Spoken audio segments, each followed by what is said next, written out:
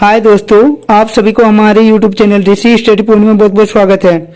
आज हम लोग क्लास 8 के 31 अगस्त को हुए सामाजिक विज्ञान के वीकली टेस्ट के आंसर के को देखने वाले हैं। इसीलिए आज के हमारे इस वीडियो को आप लोग शुरू से अंत तक देखें और हाँ, अच्छा लगे तो अपने दोस्तों को भी ज्यादा से ज्यादा शेयर करें ताकि वह भी अपना नंबर की जाँच कर सके। तो चलिए दोस्तों, अब देर न करके एक एक करके उन सभी क्वेश्चनों को देखते हैं। आज का हमारा पहला क्वेश्चन कह रहा है कि मणिकरण किस ऊर्जा के लिए जाना जाता है। पहला ऑप्शन है ज्वारीय ऊर्जा, दूसरा परमाणु ऊर्जा, तीसरा पवन ऊर्जा या चौथा ऑप्शन है भूतापीय ऊर्जा। तो मणिकरण भूतापीय ऊर्जा के लिए जाना जाता है, इसीलिए इसका सही जवाब है ऑप्शन नंबर डी। हमारा अगला क्वेश्चन कह रहा है कि झारखंड में बॉक्साइट उत्पादन किस जिले में होता है। पहला ऑप्शन है गुमला, दूसरा हजारीबाग, तीसरा पलामू या चौथा ऑप्शन है पश्चिमी सिंहभूम।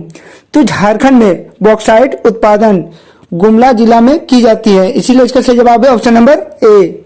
हमारा अगला क्वेश्चन कह रहा है कि इनमें से कौन गैर परंपरागत ऊर्जा स्रोत है। पहला ऑप्शन है कोयला, दूसरा पवन ऊर्जा, तीसरा पेट्रोलियम या चौथा ऑप्शन है प्राकृतिक गैस। तो दिए गए ऊर्जाओं में से जो पवन ऊर्जा है वह एक गैर परंपरागत ऊर्जा स्रोत के उदाहरण है, इसीलिए इसका सही जवाब है ऑप्शन नंबर बी। हमारा अगला क्वेश्चन कह रहा है कि तांबा किस प्रकार का खनिज है। पहला ऑप्शन धात्विक खनिज, दूसरा अधात्विक खनिज, तीसरा दोनों या चौथा ऑप्शन इनमें से कोई नहीं। तो तांबा एक प्रकार का धात्विक खनिज का उदाहरण है, इसीलिए इसका सही जवाब है ऑप्शन नंबर ए। हमारा अगला क्वेश्चन क्वेश्चन नंबर 5 कह रहा है कि ज्वारीय ऊर्जा किस प्रकार के ऊर्जा है। पहला ऑप्शन है परंपरागत ऊर्जा, दूसरा गैर परंपरागत ऊर्जा, तीसरा दोनों या चौथा ऑप्शन है इनमें से कोई नहीं। तो ज्वारीय ऊर्जा एक गैर परंपरागत ऊर्जा स्रोत के उदाहरण है, इसीलिए इसका सही जवाब होगा ऑप्शन नंबर बी। हमारा अगला क्वेश्चन कह रहा है कि भारतीय राष्ट्र कांग्रेस की स्थापना कब हुई थी। पहला ऑप्शन है 1885 को, दूसरा 1887 को, तीसरा ऑप्शन है 1897 को या चौथा ऑप्शन है 1869 को। तो भारतीय राष्ट्रीय कांग्रेस की स्थापना 1885 ईस्वी को की गई थी, इसीलिए इसका सही जवाब है ऑप्शन नंबर ए। हमारा अगला क्वेश्चन कह रहा है कि राज्यसभा के सभापति कौन होते हैं। पहला ऑप्शन है राष्ट्रपति, दूसरा उपराष्ट्रपति, तीसरा प्रधानमंत्री या चौथा ऑप्शन है राज्यपाल। तो राज्यसभा का सभापति उपराष्ट्रपति होता है, इसीलिए इसका सही जवाब है ऑप्शन नंबर बी। हमारा अगला क्वेश्चन कह रहा है कि झारखंड में लोकसभा के सदस्य की संख्या कितनी है। पहला ऑप्शन है 20, दूसरा 14, तीसरा 16 या चौथा ऑप्शन है 18। तो झारखंड में लोकसभा के सदस्यों की संख्या 14 है, इसीलिए इसका सही जवाब है ऑप्शन नंबर बी।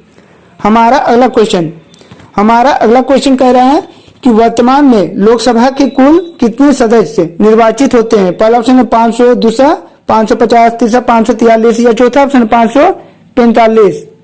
तो वर्तमान में लोकसभा के लिए कुल 543 सदस्य निर्वाचित होते हैं, इसीलिए इसका सही जवाब है ऑप्शन नंबर सी। हमारा अगला क्वेश्चन कह रहा है कि राज्यसभा में अधिकतम कितने सदस्य हो सकते हैं। पहला ऑप्शन है 230, दूसरा ऑप्शन है 250, तीसरा ऑप्शन 270 या चौथा ऑप्शन है 310।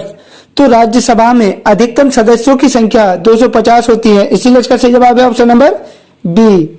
हमारा अगला क्वेश्चन कह रहा है कि लौह खनिज और अलोह खनिज में अंतर बताइए। तो इस सवाल का सही जवाब होगा कि लौह खनिज और अलोह खनिज में निम्नलिखित अंतर है।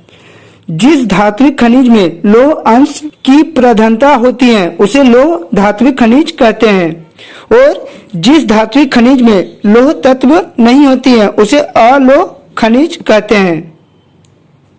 दूसरा अंतर है लौह अयस्क, जो लौह खनिज का उदाहरण है, और सोना, चांदी और सीसा अलोह खनिज का उदाहरण है।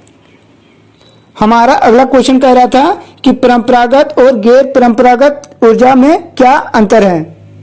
तो इस सवाल का सही जवाब होगा कि परंपरागत और गैर परंपरागत ऊर्जा में निम्नलिखित अंतर है। परंपरागत ऊर्जा स्रोत इसके भंडारण सीमित होती है, लेकिन गैर परंपरागत ऊर्जा स्रोत के भंडारण असीमित मात्रा में पाई जाती है।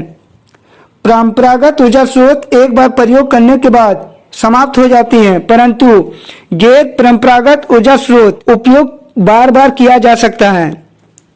परंपरागत ऊर्जा स्रोत के उदाहरण कोयला, पेट्रोलियम, प्राकृतिक गैस। और गैर परंपरागत ऊर्जा स्रोत के उदाहरण पवन ऊर्जा, सौर ऊर्जा, परमाणु ऊर्जा, भूतापीय ऊर्जा इत्यादि।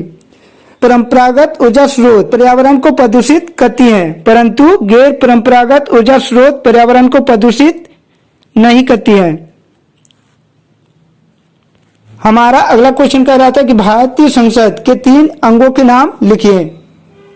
तो इस सवाल का सही जवाब होगा कि भारतीय संसद के 3 अंगों के नाम निम्नलिखित हैं। पहला अंग है कि राष्ट्रपति, दूसरा अंग है राज्यसभा और तीसरा अंग है लोकसभा। हमारा अगला क्वेश्चन कह रहा था कि लोकसभा में अनुसूचित जाति एवं अनुसूचित जनजाति के लिए कितनी कितनी सीटें आरक्षित हैं। तो इस सवाल का सही जवाब होगा कि लोकसभा में अनुसूचित जाति के लिए 84 एवं अनुसूचित जनजाति के लिए 47 सीटें आरक्षित हैं। और हमारा आखिरी क्वेश्चन कह रहा था कि लोकप्रिय सदन किसे कहा जाता है। तो इस सवाल का सही जवाब होगा कि लोकसभा को लोकप्रिय सदन कहा जाता है। तो दोस्तों यह था हम लोगों का 31 अगस्त को पूछे गए क्लास 8 के सामाजिक विज्ञान का आंसर के।